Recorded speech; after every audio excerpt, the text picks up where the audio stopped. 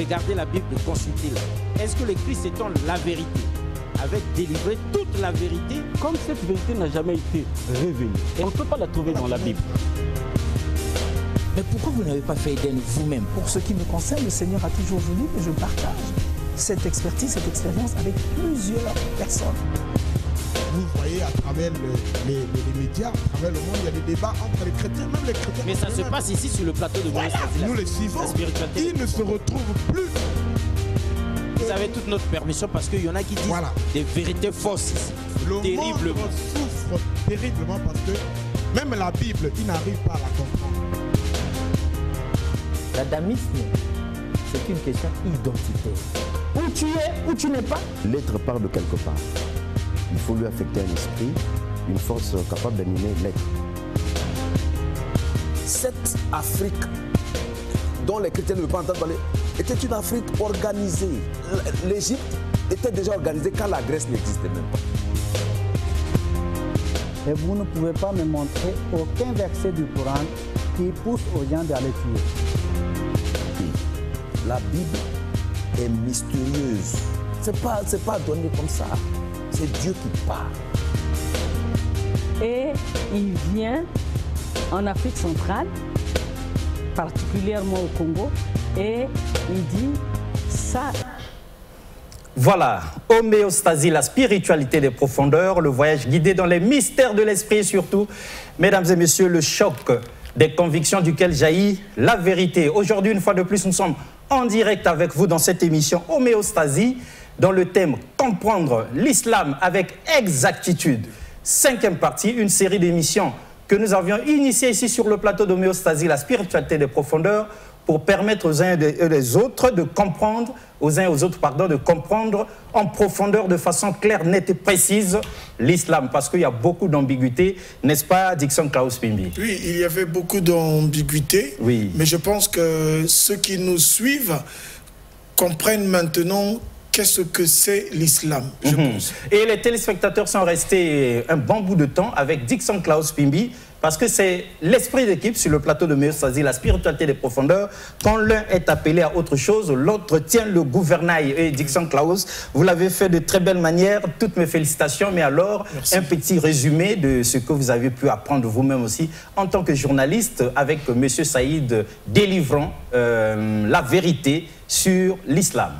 Oui, évidemment, il s'agissait de la vérité de l'islam. La vraie vérité, la vraie vérité, justement. Voilà, et là-bas, quelqu'un appelle au mauvais moment, mais c'est pas grave, c'est les aléas du direct. La vraie vérité, vraie. Qu'est-ce que vous avez pu, comme ça, là, épingler pour les téléspectateurs de la part de M. Saïd avant que lui, il n'intervienne pour son message du jour? Alors, nous avons parlé du Ramadan, puisque il y a 2 semaines, c'était le Ramadan, et M. Saïd a expliqué les objectifs du Ramadan et pourquoi il faudrait faire justement, pourquoi il faudrait jeûner en communauté, pourquoi il faudrait jeûner avec des frères musulmans. Il a aussi parlé des valeurs justement de la spiritualité musulmane comme la patience. Et moi j'ai aimé sa façon de définir la patience. Vous savez, le plus souvent on pense que la patience c'est simplement le fait d'attendre quelque chose, vous voyez. Mais M. Saïd a donné notre connotation de la patience. Il dit, écoutez, la capacité d'écouter longtemps, c'est aussi la patience. Et il dit, supporter l'autre, l'autre qui ne se comporte pas bien. Et l'autre ici, Monsieur Saïd faisait allusion à la femme par exemple, parce qu'évidemment il y a beaucoup de problèmes dans nos foyers et l'islam c'est cette religion qui se soucie justement de l'harmonie. De l'harmonie qu'il doit y avoir dans effectivement, les couples, c'est-à-dire que dans les familles. Effectivement, l'islam entreprend une démarche de résolution des problèmes de foyer. Parce que lorsqu'on est marié, on est appelé à vivre dans la paix de façon pérenne. Mais il s'avère que dans nos foyers, il y a des problèmes. Et quelquefois, nous accusons nos femmes. Et ce que j'ai aimé, c'est que M. Saïd a commencé par définir la femme. après avoir défini la femme, c'est-à-dire qu'en définissant la femme, il nous montre les incapacités de la femme, les failles de la femme, ses faiblesses, les faiblesses de la femme. Et il appelle donc l'homme, qui est l'époux, qui est le chef de la famille, il appelle cet homme-là à pouvoir s'avérer véritablement leader. Parce que le leader, c'est celui qui a la capacité de supporter et à couvrir, et à toujours conduire, compléter justement sa femme. Et donc, moi, j'ai beaucoup appris avec M. Saïd. Très bien, mesdames et messieurs. Heureux tous ceux qui ont suivi M. Saïd durant tous ces lundis du mois d'avril finissant. Et nous pensons que, exceptionnellement certainement, que M. Saïd, durant tout le mois de mai, reviendra régulièrement à cette heure où il a rendez-vous avec les téléspectateurs pour accentuer donc ses connaissances de très grande importance. Ce qui est sûr, le monde entier doit noter que depuis que nous avons M. Saïd Ahmad en mission ici au Congo-Brazzaville, nous comprenons mieux l'islam. Et l'islam nous fait moins peur parce qu'il répond à toutes nos questions de façon claire, nette et précise. Et nous nous rendons compte que tous les préjugés que nous avions par le passé, tout ce que nous croyions n'était pas la vraie vérité vraie, telle que ça se présente dans le Saint-Livre, tel que énoncé par le saint prophète de l'islam lui-même. Monsieur Saïd, bonjour. Bonjour, monsieur. Bon, on vous trouve très beau comme d'habitude. Monsieur Saïd, être beau, bien habillé tous les jours, c'est pas un péché? Je pense que l'islam, il nous enseigne la propreté. Ah, la propreté. Dieu aime la propreté. Dieu aime la propreté. Et Dieu lui-même, d'abord, il est propre. Dieu lui-même est propre. Et le saint prophète Mohammed sallam, il a dit que quand vous, chaque fois vous partez devant Dieu, il faut que vous soyez propre. Ah.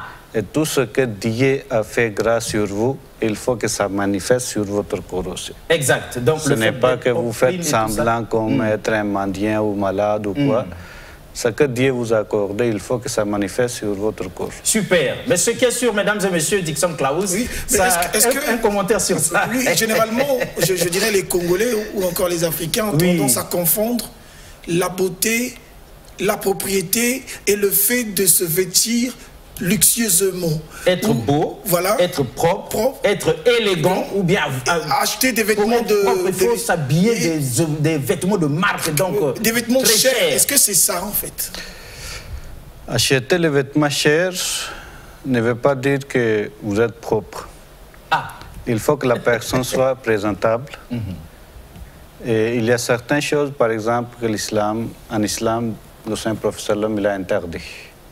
C'est réservé aux femmes, ce n'est pas réservé aux hommes. Ah, il y a des choses comme ça. Pourquoi l'homme soit simple?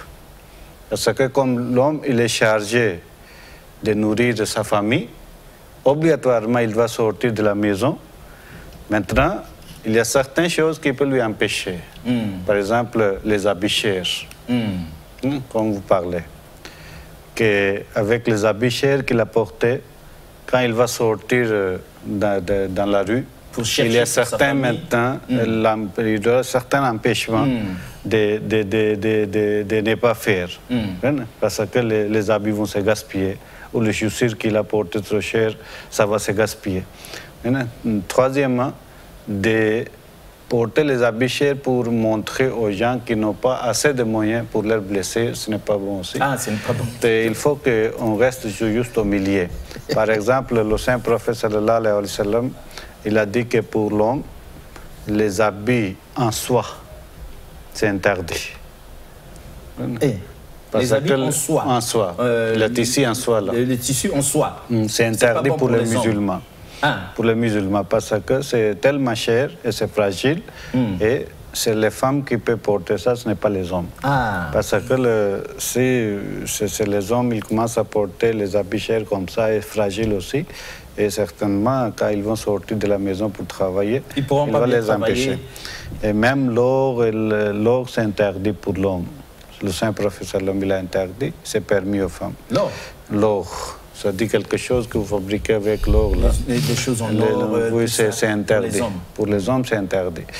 C'est réservé aux femmes. Les femmes peuvent porter ça.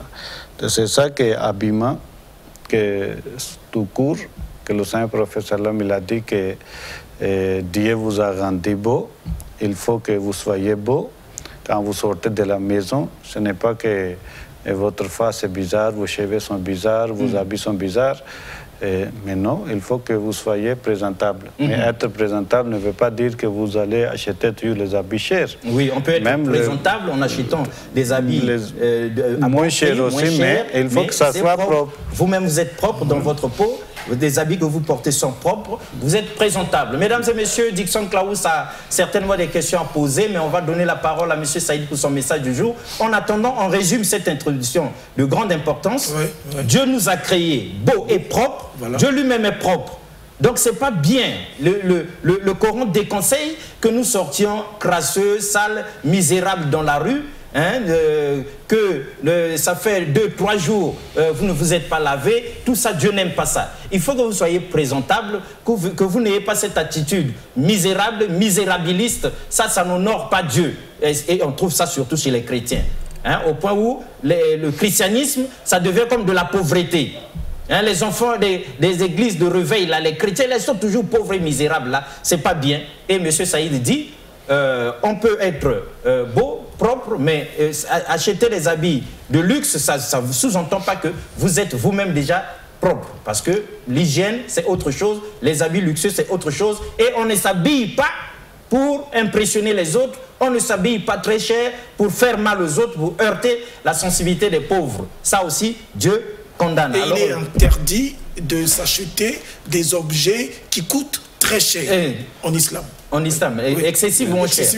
Pour l'homme. Pour l'homme. Comme l'or, la femme, les objets en or, les colliers et tout ça, des choses en or pour parer la femme, là c'est bon. Des tissus en soie, des tissus légers, tout ça qui peuvent facilement se déchirer pour les femmes, c'est bon. Mais pour les hommes, M. Saïd dit, un homme, voyez-vous, qui s'habille tiré à 4 épingles, s'il sort, en tout cas, il s'en ira pas chercher pour la famille. Il va faire attention à ses habits et tout ça. Mais on peut être propre et simple et chercher pour la famille, trouver et nourrir son foyer. Vous voyez, aujourd'hui, par exemple, ce que nous trouvons dans la société, ça accomplit la prophétie du prophète. Le saint prophète, il a dit dans les derniers temps, les hommes, ils vont commencer à se comporter comme les femmes. Ah, vous comprenez? Le prophète avait dit ça. Aujourd'hui, regardez, les femmes commencent à porter comme les hommes et les hommes, ils commencent à porter les habits comme les femmes. C'est-à-dire, vous voyez, aujourd'hui, les oreilles sont trouvées, ils ont mis qu'est-ce qu'on dit, les boucles d'oreilles, les hommes commencent à mettre ça, les chaînettes, les gourmets, des chutes de femmes. Ce concerne nos femmes. Une fois, le saint prophète, il a vu qu'il y avait un compagnon qui avait porté un bracelet en fer.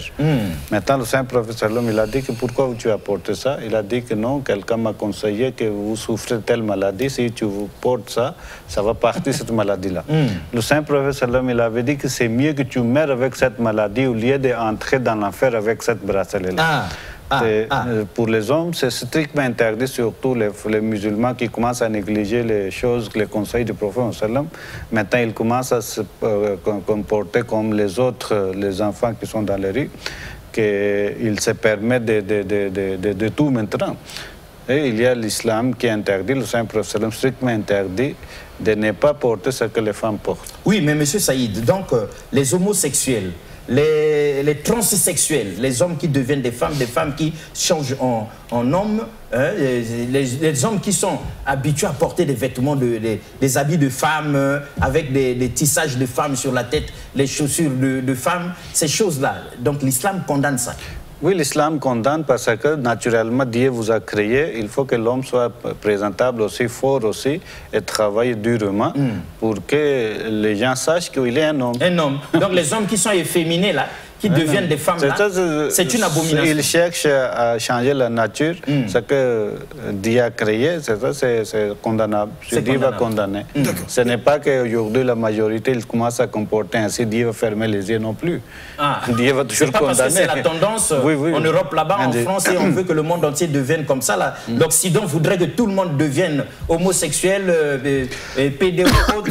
Dieu ne peut pas accepter ça parce que la majorité voudrait ça. J'ai quand même une dernière question avant que M. Saïd entame son message du jour. Oui, nous voyons dans le monde arabe certains princes des pays arabes s'habillent des vêtements qui coûtent très cher et ont des voitures aussi de luxe, des voitures qui coûtent excessivement cher. Qu'est-ce que l'islam dit sur ça? Même en Arabie Saoudite, on voit ça. Vous voyez, le saint prophète sallallahu alayhi wa sallam, il a dit que par rapport à ce que vous avez donné le moyen, vous comprenez? Il faut que ça manifeste sur vous. Si quelqu'un est millionnaire, s'il peut supporter, il peut acheter. Vous comprenez? Ce n'est pas interdit. Vous comprenez? Maintenant, c'est que l'islam lui donne le conseil, s'il sort de la maison, au lieu de blesser les pauvres, s'il est en train de partager au milieu des pauvres, il reste attaché avec les pauvres. Le saint prophète sallam, il a dit que une mauvaise réunion que vous organisez ou une manifestation, là vous invitez seulement les riches, mais vous n'invitez pas les pauvres. C'est une mauvaise réunion. Et là où vous invitez les pauvres, les riches aussi, il faut inviter les pauvres aussi. Par exemple, dans les mariages, il faut inviter les pauvres aussi pour qu'ils soient ensemble avec vous. Il faut participer ensemble avec vous. C'est ça que le saint prophète sallam, il a donné le conseil. Oui, la richesse d'Dieu, le saint prophète sallam, il a dit qu'il y a des personnes que Dieu a bénies. Une personne qui a la richesse, mais il est en train de partager au milieu des pauvres. Il n'oublie pas les pauvres, il reste au milieu des pauvres. C'est-à-dire, il ne ferme pas les yeux, il ne ferme pas les fronts. Quand il regarde un pauvre, il ne dévie pas le chemin. Il lui croise, après, il lui embrasse aussi. La richesse ne lui empêche pas de ne pas embrasser un pauvre. C'est ça l'objectif. C'est magnifique. Maintenant, ce n'est pas qu'aujourd'hui, si vous voyez que tu es devenu un peu riche, mais personnellement, je connais les gens qui étaient pauvres, mais qui ont trouvé un peu de moyens, mais ils commencent à fermer les fronts, ils commencent à croiser les mains, ils commencent à dévier les gens pour même sortir, donner, serrer les mains, ça devient difficile. Ça, Dieu n'aime pas ça. Vous l'avez dit. Dieu a fait la grâce, maintenant, ce n'est pas que vous êtes devenu une personne extraordinaire, mais tu es toujours un homme. Le simple Coran, il dit, n'oubliez pas par quelle voie que tu es venu dans le monde. Tu es né de la même manière que les pauvres sont nés. De la même manière que tu vas partir dans la terre que les pauvres vont partir. C'est-à-dire qu'il n'y a pas le changement. La pauvreté ou la richesse ne peut pas te changer. La nature reste la nature, avec laquelle Dieu a créé. Maintenant, si Dieu vous a fait la grâce, ça manifeste sur vous, il faut que vous n'oubliez pas vos frères pauvres. C'est une preuve pour vous aussi. Mais le temps peut se changer aussi. C'est ça qu'auparavant, on disait que les gens, si vous regardez l'histoire d'un peu Inde, avant 100 ans ou des siècles avant, s'il y a un roi qui est tombé malade, maintenant tous les gens de son royaume, dès qu'il écoute, ils commencent à venir pour demander la santé du roi. Parce qu'ils étaient tellement attachés avec lui. Et chaque fois que quelqu'un vient, il transporte tout ce qu'il avait de moyens. Quelqu'un amène les coques, quelqu'un amène les moutons, quelqu'un amène des choses, les riz, les blés, tout ça. Que notre roi est malade.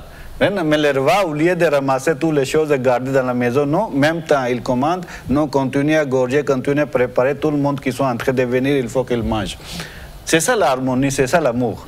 C'est ça que Dieu veut aussi, que vous vivez ensemble. Maintenant, aujourd'hui, non. Chacun est devenu comme égoïste. S'il a trouvé un peu de moyens, il faut qu'il ferme dans sa voiture. Il quitte de la maison en fermant tous les vitres. Que personne ne lui voit. Les vitres sont désormais fumées.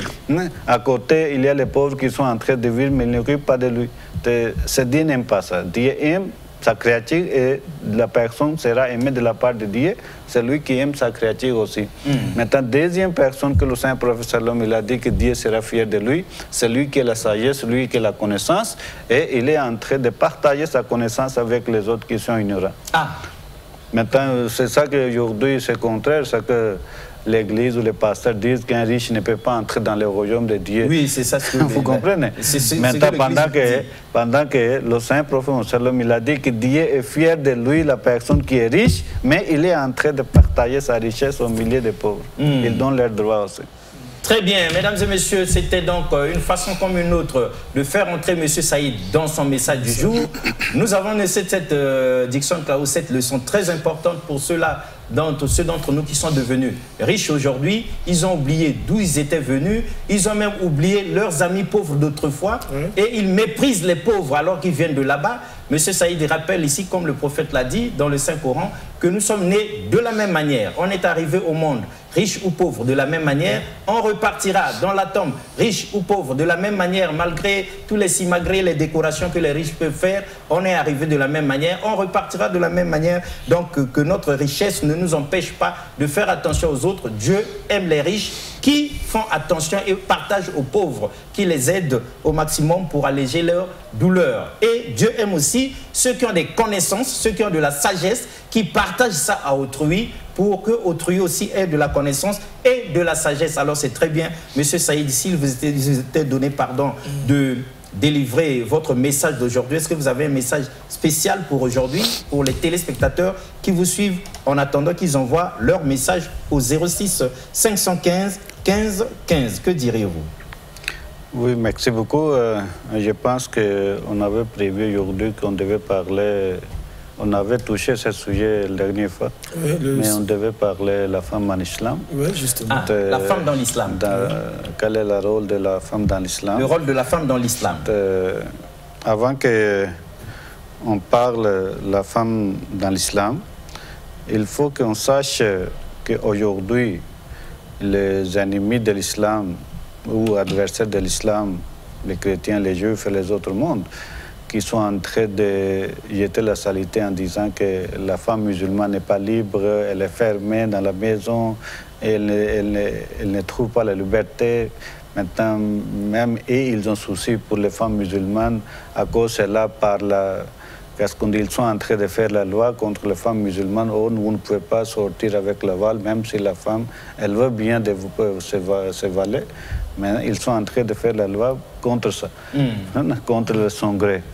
C'est ça que d'abord, les femmes musulmanes, ce sont les femmes obéissantes à la loi divine, ce que Dieu a demandé dans le Saint-Coran. Maintenant, avant qu'on entre dans l'islam, d'abord, il faut regarder surtout les femmes dans la Bible. Est-ce que la Bible a donné la liberté à la femme, tout comme aujourd'hui ils sont en train de déclarer cela? Si vous lisez surtout le Nouveau Testament pour les chrétiens, que la femme n'est pas libre. Si vous lisez seulement les Corinthiens et des autres livres, ce que Paul il a écrit ça, maintenant, il dit bien clairement que les femmes n'ont pas le droit de parler devant l'Assemblée. Les femmes n'ont pas le droit d'habiller proprement. Ils n'ont pas le droit de mettre la beauté. Ils n'ont pas le droit d'arranger les cheveux. S'ils cherchent à prendre quelque chose, seulement il va chercher chez son mari à la maison. Elle ne peut pas parler dans le temple. Maintenant, aujourd'hui, c'est vous qui sont sortis pour attaquer aux femmes musulmanes, pendant que d'abord, vous ne regardez pas dans votre poitrine. Est-ce que vous avez la liberté dans l'Église? Selon les Écritures, il n'y en a pas. Cela signifie qu'aujourd'hui, vous êtes hors de votre Écriture aussi. Vous ne suivez pas votre Écriture. Si vous suivez votre Écriture interdit aux femmes de ne pas, qu'est-ce qu'on dit, utiliser les bijoux, ne pas mettre les beautés, ne faut pas acheter les habits chers et rester dans la maison fermée. Vous comprenez? C'est l'Église, c'est la Bible, le Nouveau Testament, le Paul qui a écrit ça. Maintenant, ce que nous disons, selon le Saint-Coran, spirituellement, l'homme et la femme, ils sont égaux. Il n'y a pas aucune différence. Ils sont créés d'un seul être. Il n'y a pas le problème d'infériorité ou supériorité. Par rapport à la créature, tous les deux sont égaux. Il y a certaines responsabilités que Dieu a données aux femmes, il y a certaines responsabilités que Dieu a données aux hommes. Maintenant, Dieu a dit que chaque chose que Dieu a créée, il a créé un père. Ce n'est pas seulement l'homme et la femme qui est créée dans la nature. Il y a tous les bêtes qui sont créées. Ils sont toujours créés en couple. En couple. Vous comprenez? Maintenant, l'homme aussi et la femme aussi, c'est un couple. en matière de la religion, chaque personne, l'homme et la femme, quand elles sont en train d'adorer Dieu, ils auront la récompense de la même manière. Il n'y aura pas la différence. Maintenant, on ne peut pas dire aussi que la femme est 5e bête ou que 10e bête ou que 3e bête. Ils sont égaux avec l'homme. La 7e bête après le crapaud. Vous comprenez? Maintenant, c'est eux-mêmes qui sont en train de diviser, qui sont en train de créer aujourd'hui dans la rue que les femmes, les droits de la femme, pendant qu'eux-mêmes, ils sont en train de considérer leurs femmes comme leurs esclaves. Les femmes ne sont pas esclaves. Ils sont toutes sortes de libertés que l'homme. Elle a le droit d'étudier, elle a le droit d'être enseignante. N'importe quelle activité que l'homme est en train de faire, elle aussi, elle peut faire ça aussi. L'islam, nulle part, il a interdit cela. Maintenant, toutefois, elle doit assurer d'éducation de ses enfants. L'éducation de ses enfants. Vous comprenez? Parce qu'elle est responsable de la maison de son mari. Et l'homme, il est responsable de sa femme et de ses enfants pour les nourrir. Maintenant, si une femme, elle est commerçante, maintenant, l'argent appartient à elle. Ce n'est pas elle qui est chargée de nourrir ses enfants avec son argent propre. Elle est libre de dépenser ou soit chez lui, ou soit chez ses parents, elle est libre. Maintenant, ses maris ne peuvent pas aussi lui imposer, comme tu as l'argent, il faut dépenser dans ma maison. C'est le mari qui est responsable de sa maison. Parce que c'est lui qui est marié avec cette femme-là et il a ses enfants avec elle. La femme n'est pas obligée. Si une fois, il y avait une femme qui a demandé si je dépense chez mon mari parce qu'il est pauvre, il aura sa récompense ou non. Le Saint-Prophète sallam, il a dit, de la même manière, tu auras la récompense comme tu es en train de dépenser pour votre proche parent. Vous comprenez? Quand il dépense chez son mari, c'est-à-dire il aura sa récompense comme il est en train de dépenser pour les proches parents, pendant que ce n'est pas votre responsabilité. C'est ça l'islam qu'il donne le droit à la femme. Une fois, Hazrat Aïcha, l'épouse du prophète, il a dit qu'une fois il avait reçu une femme avec des filles qui étaient en train de demander, il n'avait rien à la maison, il avait trouvé qu'une date. Maintenant, il a donné cette date-là à la femme, mais comme la femme avait avec des petites filles-là, maintenant la femme elle-même n'a pas mangé, elle a divisé en deux parties, il a donné, elle a coupé, il a donné à des filles qui étaient à son côté. Quand Hazrat Aïcha, elle était tellement touchée en regardant tout ça, et après, quand le Saint-Prophète sallam, il est venu le soir à la maison, il a relaté ça. Le Saint-Prophète sallam, il a dit que oui, une femme, une mère ou les parents, quand ils donnent très bonne éducation à ses filles, elles grandissent après le moment de mariage, quand ils ont l'âge de mariage, ils donnent dans le mariage, et à cause de ce sacrifice, Dieu va leur accorder le paradis. C'est-à-dire si vous avez 2 filles, 3 filles ou une fille, que vous avez donné une bonne éducation, après le moment qu'elle est grandie, vous avez donné dans le mariage, et à ce moment-là, grâce à ce sacrifice, que Dieu va vous accorder le paradis. C'est ça que Dieu a donné la bonne nouvelle aux parents qui ont des filles et qu'ils ont donné une bonne éducation pour qu'ils puissent marier et avoir des enfants et pour qu'ils puissent indiquer aussi ses enfants. Et grâce à ce sacrifice que Dieu va accorder le paradis. Maintenant, le Saint-Prophète sallallahu alayhi wa sallam, aujourd'hui, il y a certains musulmans qui sont contre l'éducation de la fille aussi, qu'ils n'ont pas les droits, tout ça.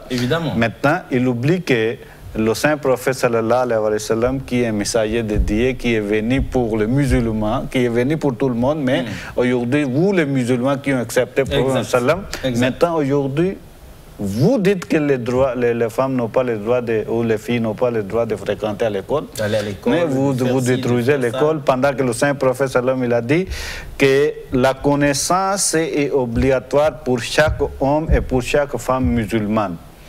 même si vous arrivez jusqu'à la Chine pour chercher cette connaissance. Il faut le faire. Il faut le faire. Et le saint prophète sallam, il a dit, il y a seulement deux sortes de connaissances. La connaissance de la religion et la connaissance des sciences. C'est ça que tous les deux connaissances, et la femme et l'homme doivent chercher ça. Et obligatoire. Mais surtout, le saint prophète sallam, il a insisté pour l'éducation de la fille. Pourquoi? Parce que la fille d'abord, la première école pour un enfant, c'est la fille. C'est la mère.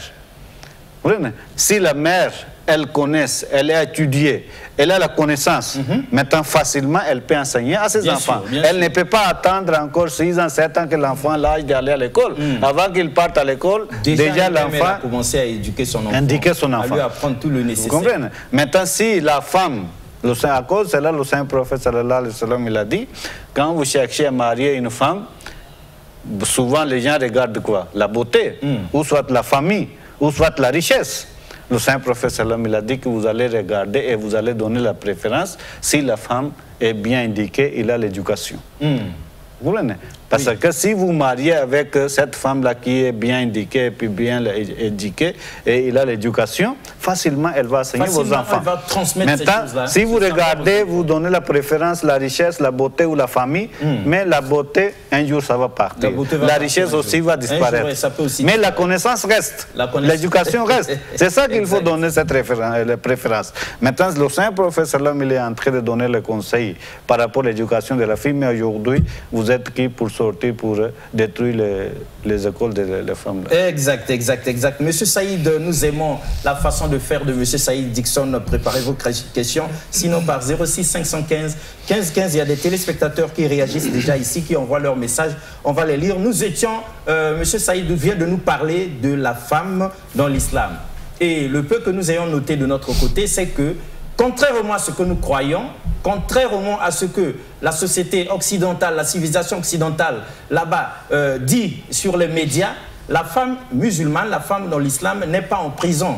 Elle est libre. Elle bénéficie, selon le Saint-Coran, de tous les droits des hommes. Et surtout, le droit à l'éducation. Donc, elle a ce droit-là. Elle a le droit au message spirituel, à la même spiritualité que son homme, et surtout à l'éducation, les droits scientifiques, s'il faut aller chercher la connaissance, mais jusqu'au confins du monde, la femme musulmane peut aussi, comme son homme, aller chercher, donc fréquenter les universités. Et M. Saïd de dire que plus la femme est cultivée, plus la femme est instruite, et mieux elle va transmettre à ses enfants parce qu'elle est la première école des enfants. C'est elle qui a la charge d'éduquer les enfants pendant que son mari cherche pour tenir le foyer. Elle va transmettre. Donc si elle connaît, si elle a la connaissance, et facilement, les enfants n'attendront plus d'avoir des réponses ailleurs, mais elle-même, elle commencerait déjà comme ça là, à leur inculquer ce qu'il faut. Dixon, vous avez noté quelque chose avant qu'on ne pose à M. Saïd les questions des téléspectateurs qui arrivent par 06 515 15 15. Je vous rejoins et il est important aussi de dire ceci. Nos frères européens, quelquefois, confondent ou oublient qu'en islam, il existe plusieurs courants. Ah oui. Il y a aussi... Ils oublient ça. Justement, il y a des courants dans l'islam qui, dans leur façon de faire, emprisonnent la femme, qui développent une philosophie qui va à l'encontre de la philosophie mère qui existe dans le Coran. Donc, il est important de regarder cet aspect des choses. Et il y a aussi un autre aspect qu'il ne faudrait pas oublier, c'est que de la même façon, dans le christianisme ou dans d'autres religions, on retrouve de l'ego masculin, de l'égocentrisme masculin. En islam, il y a aussi des hommes dominants, des hommes égocentriques qui veulent que les femmes se taisent.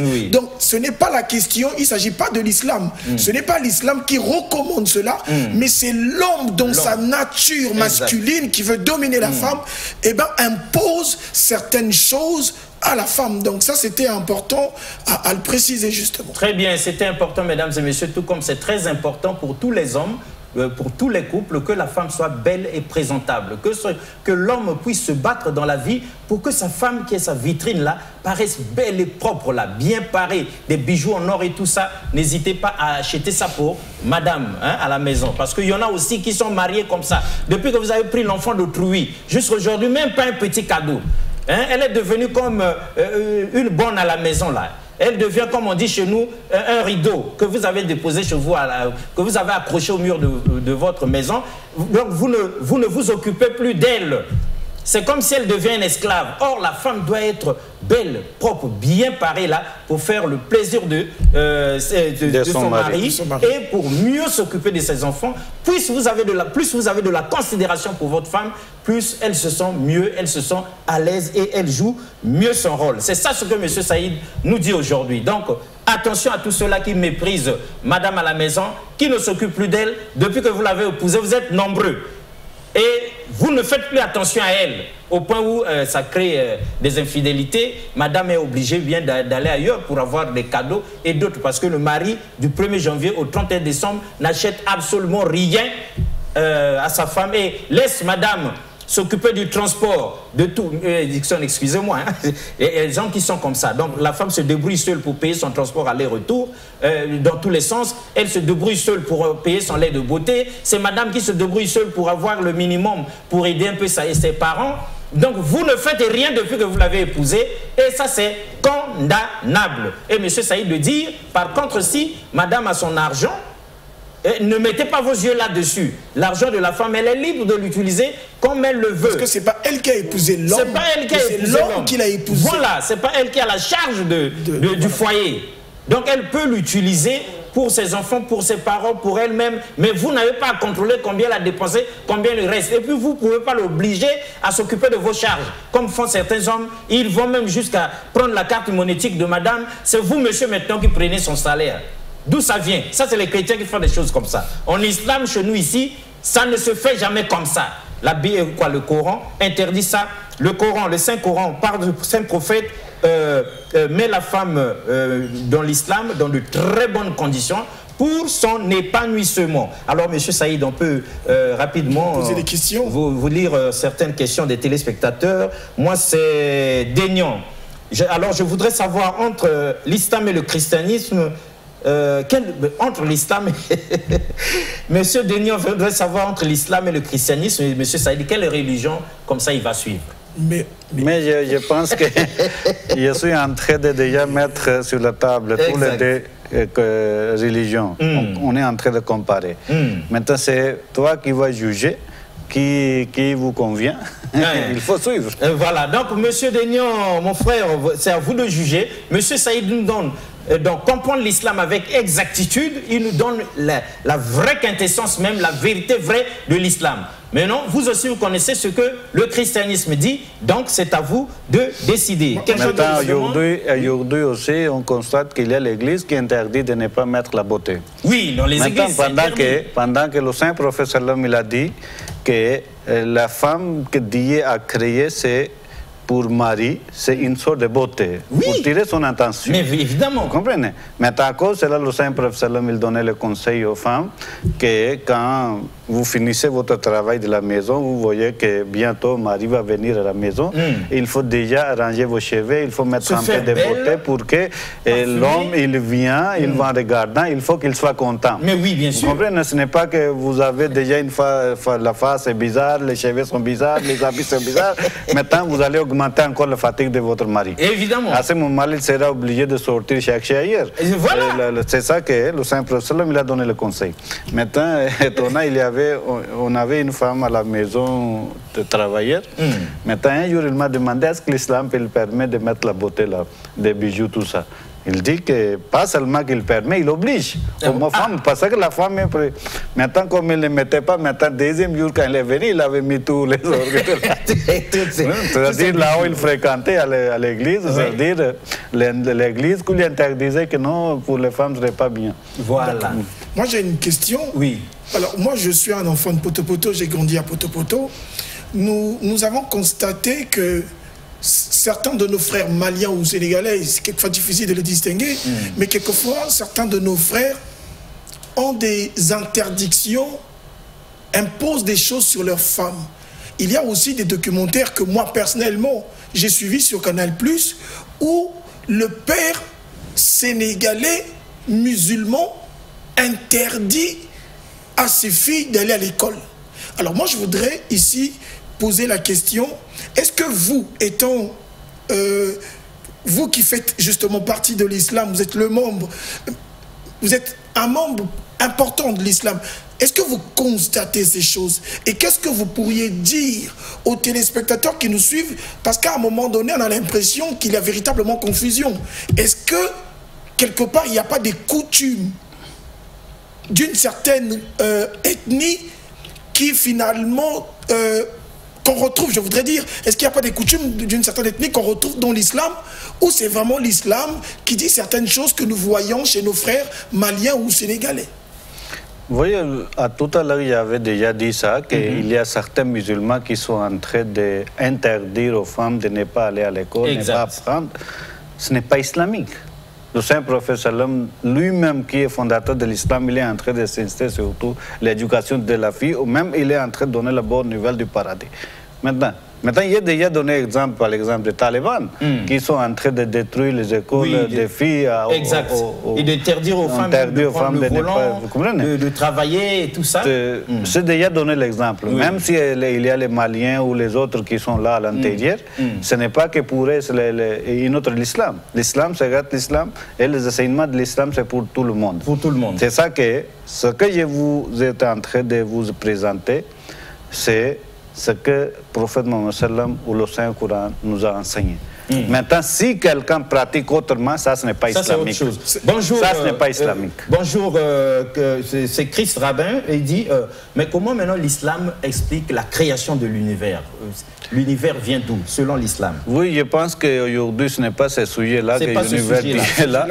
Maintenant, si vous demandez au sujet de la femme là, que nous sommes en train de comparer aujourd'hui, comment la femme, on peut indiquer, comment elle peut jouer un grand rôle dans la société, comment elle peut avancer, comment elle peut trouver la liberté, comment il peut prospérer, et vous posez la question sur ce sujet-là. Est-ce qu'un Pakistanais peut épouser une femme musulmane noire? Oui, je pense que ce sont les questions que vous êtes en train de limiter,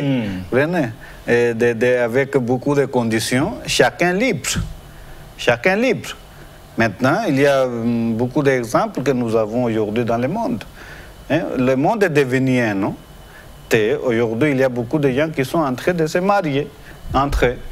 Même il y a les noirs blancs qui sont en train de marier. C'est leur choix. Cette question-là, on connaissance de cause. Parce que nous entendons des choses, quelquefois, de nos frères musulmans, selon ce qu'ils ont vécu en étant musulmans. Ailleurs, dans d'autres pays arabes, de la discrimination. Il y a quelquefois de la discrimination, il y a quelquefois du racisme.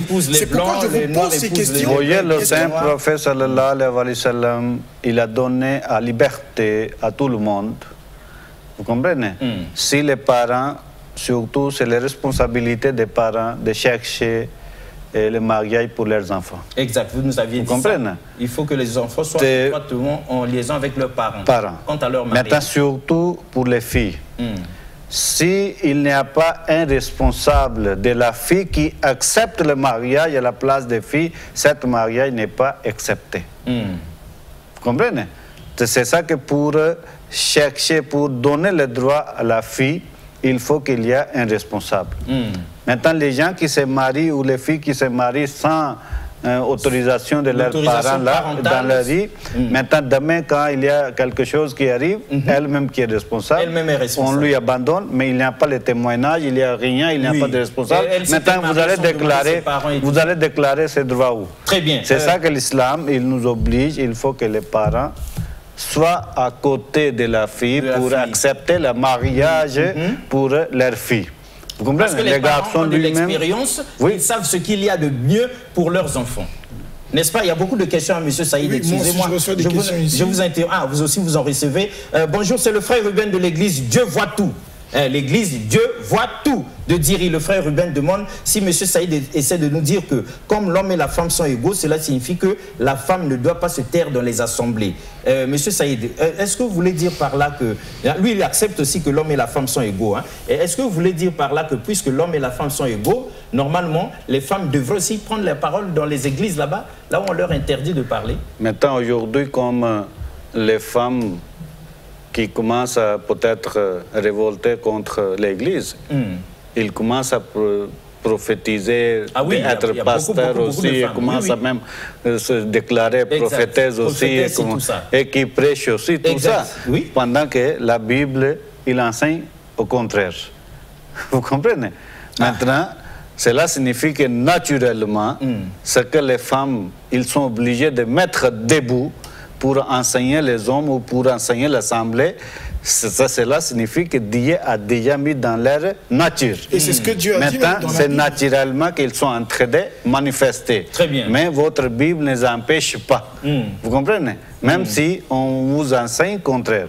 Mais en islam aussi, la femme a la liberté d'enseigner. Très bien. Bonjour. Je tiens quand même à dire ceci, que dans la Bible, évidemment, Dieu dit, il dit, je répandrai mon esprit en toute chair. Voilà, normalement, comme l'homme, comme la femme, maintenant, c'est vrai, nous, maintenant, s'il va répandre son esprit sur toute chair, maintenant, Paul, pourquoi il avait oublié?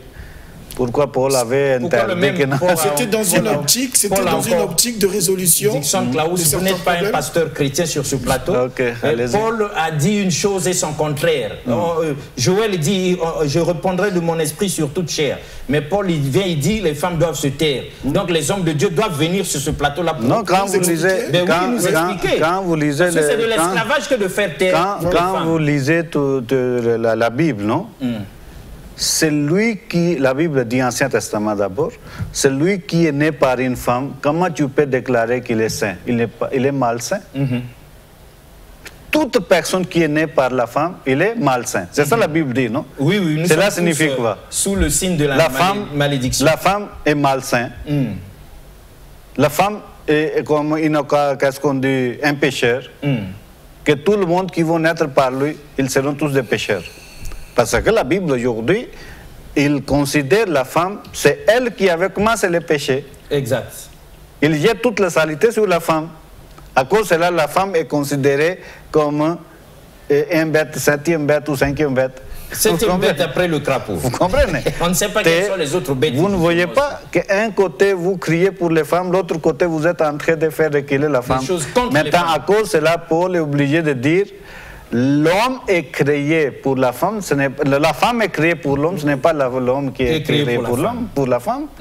Vous comprenez? Maintenant, pendant que le Saint-Coran, il dit que tous les deux sont créés de la même matière, avec même matière, par lesquelles que Dieu a répandu maintenant sur la terre les femmes et les hommes. Très bien, il nous reste... Tous les deux sont ensemble, ils sont égaux, il n'y a pas de différence. Il nous reste moins d'une dizaine de minutes, on va faire un marathon rapide avec Dixon pour lire tous les messages. Bonjour, moi c'est Diva. Diva nous suit, ça doit être une dame, la sœur Diva. Y a-t-il une différence entre l'islam et le christianisme? Oui, c'est une grande différence entre le christianisme. Oui. C'est-à-dire aujourd'hui, l'islam est présenté par le prophète Mohammed qui est fondateur de l'islam, prophète Mohammed qui est venu après 6 siècles de Jésus. Maintenant, il a reçu les révélations comme un livre sacré pour les musulmans, le Saint-Coran, qui contient 700 commandements, ce n'est pas 10 commandements. Maintenant, le christianisme, aujourd'hui, ce que nous voyons, qui présente Jésus comme un Dieu, fils de Dieu, qui est tellement différent de l'islam. Mais l'islam, il rejette tout ça. La divinité de Jésus, l'islam rejette ça. Dieu lui-même, le créateur, il n'a pas des enfants, il n'a pas une mère. Donc pas question de parler du fils unique. Un Dieu qui ne meurt pas, qui ne boit pas, qui ne fatigue pas, et qui pardonne. Vous comprenez? Il a la capacité de pardonner, parce qu'il est au-dessus de toutes les choses. Pour pardonner quelqu'un, il n'a pas besoin de mourir. Maintenant, c'est ça une grande différence entre le christianisme. Je tiens quand même à dire à nos téléspectateurs. Oui, parce que précision et puis question, parce que là, c'est... Il y a des questions que les téléspectateurs posent. Nous comprenons qu'ils ne nous suivent pas quotidiennement, mais il est important de nous suivre pour comprendre ce que M. Saïd dit sur l'islam. Alors, une autre question ici, M. Saïd. Vous avez parlé de la beauté. Que vient faire le voile sur la beauté de la femme? Elle doit être belle, présentable, on doit la voiler. C'est une question qui est posée. On voit à peine ses yeux. Par un certain junior. Le grand boubou qui va jusqu'aux orteils là-bas. À cause de cela que Dieu a révélé dans le Saint-Coran pour les femmes que le prophète dit à vos femmes et à vos croyantes, les femmes qui vous suivent en tant que croyantes, qu'avant de sortir de la maison, ils vont couvrir leur corps pour que les gens sachent que c'est une femme musulmane, pour qu'elle ne soit pas dérangée. C'est ça l'objectif, qu'elle ne soit pas dérangée. Vous comprenez? Donc c'est pour que les gens sachent que ce sont les femmes chastes. Voilà. Vous comprenez? Et donc on doit parler... Maintenant, il faut que cette femme soit distinguée, que c'est la femme qui prie Dieu, qui marche sur le droiture et qui ne cherche pas de commettre le péché, mais il est réservé pour son mari. À cause de cela, d'abord, elle doit distinguer avec les autres par le voile. Deuxièmement, pourquoi elle va couvrir sa face? Bon, parce qu'il y a certaines parties de la femme qui cherchent, qui tirent l'attention de l'homme. C'est ça qu'il a dit, qu'au lieu de tirer encore l'attention des hommes, il faut couvrir votre corps. Pour éviter les tentations, pour éviter de déranger les hommes. C'est la beauté et tout, c'est ce que le Saint Prophète Sallam il a demandé de mettre la beauté, tout ça. C'est pour son mari, ce n'est pas pour tout le monde. Ah d'accord, une femme se fait belle pour son mari, pas pour tous les hommes. Donc avant le mariage, la femme doit porter le voile et quand elle se marie, elle peut garder le voile, mais pour son mari... Non, toute sa beauté c'est pour son mari. Non, mais avant le mariage.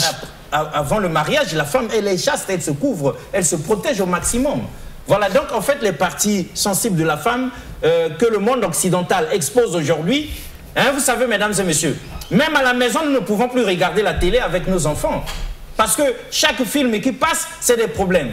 Et même les Africains aussi, dans leurs séries télévisées, imitent maintenant tout ce qui se passe chez les Occidentaux là-bas, au point où on ne peut plus regarder la télé avec les enfants. Donc, en islam, les femmes protègent, se voilent au maximum pour éviter de nous emmener dans le choc. Il nous reste 3 petites minutes, Dixon. Je lis une question ici. Préparez l'autre là-bas parce que... pourquoi, monsieur Saïd, pourquoi les femmes musulmanes se font des dessins sur les pieds, les mains et tout ça? C'est ça que, comme je vous ai dit, que la femme, elle doit mettre la beauté pour son mari. Pour son mari, vous comprenez?